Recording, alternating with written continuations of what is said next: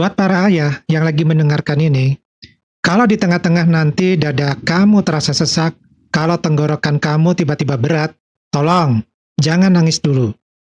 Bukan karena ayah nggak boleh nangis, tapi ya karena jujur. Jujur aja ini, di dunia ini jarang ada yang benar-benar peduli kalau ayah jatuh. Sejak kecil, ayah itu dibesarkan bukan untuk dimengerti, tapi untuk berguna. Bukan untuk ditanya perasaannya, tapi ditanya, ayah bisa apa? Pelan-pelan, kita diajari satu hal. Nilai ayah itu bukan dari hatinya, tapi dari hasilnya. Dan anehnya, semakin sering seorang ayah menjalani hidup, semakin sering dia diremehkan.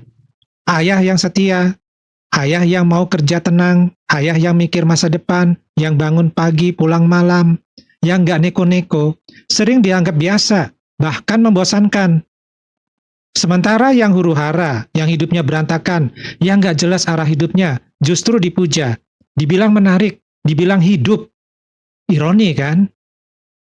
Seolah-olah ayah yang bertanggung jawab itu tidak pantas mendapatkan kekaguman. Padahal, hidup ayah dari awal sudah diikat oleh uang. Bukan karena ayah materialistis, tapi karena hidup memaksa mereka begitu. Dari muda, ayah itu sudah dijejali dengan tanggung jawab. Harus bikin orang tua bangga, harus jadi sandaran keluarga, harus siap nikah, harus siap punya anak, harus punya rumah, harus punya kendaraan, harus mapan, harus kuat.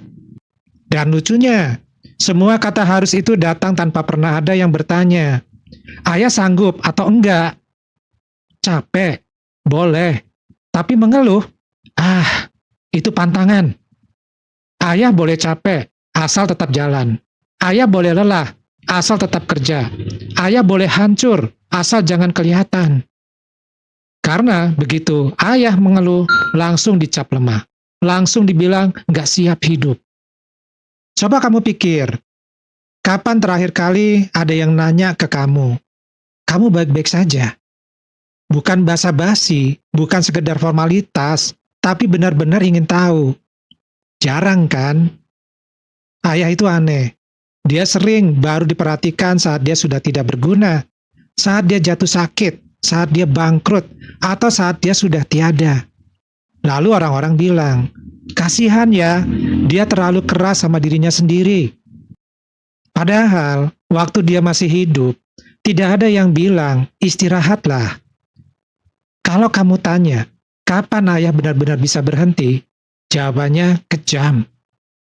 Seringkali saat semuanya sudah selesai, saat tanggung jawabnya sudah tidak ada, atau saat hidupnya sudah berakhir.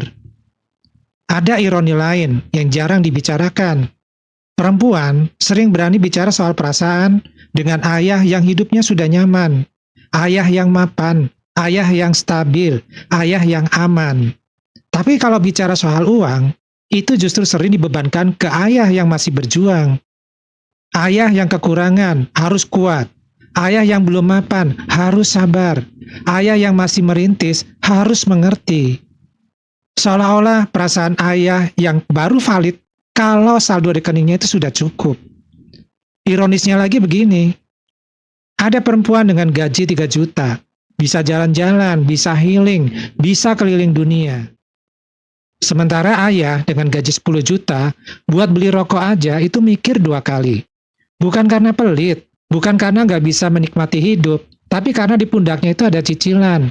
Ada rumah, ada kendaraan, ada orang tua, ada anak, ada istri, ada masa depan yang nggak peroleh gagal.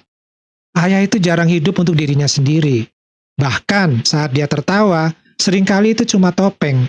Bukan karena dia bahagia, tapi karena dia gak mau orang lain khawatir. Dan di titik ini, tolong, jangan mudah bilang ayah lemah. Jangan gampang ngomong, ayah harusnya kuat. Kuat itu bukan berarti tidak merasa sakit. Kuat itu seringkali cuma berarti terpaksa bertahan. Karena ayah tahu, kalau dia jatuh, bukan cuma dia yang hancur. Ada orang-orang yang ikut roboh bersamanya. Kalau kamu belum pernah memikul rasa sakit itu, kalau kamu belum pernah tidur dengan kepala penuh hitungan, kalau kamu belum pernah bangun pagi dengan dada berat, tapi tetap harus berangkat kerja, kamu nggak akan tahu rasanya. Karena luka itu baru benar-benar terasa saat pisaunya mengenai diri kamu sendiri.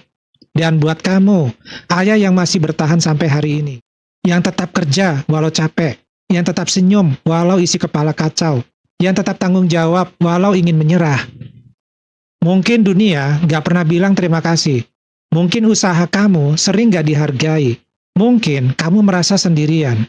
Tapi satu hal yang perlu kamu tahu, bertahan sejauh ini itu bukan hal kecil. Dan kalau suatu hari nanti kamu lelah, ingat ini, kamu bukan lemah, kamu cuma manusia.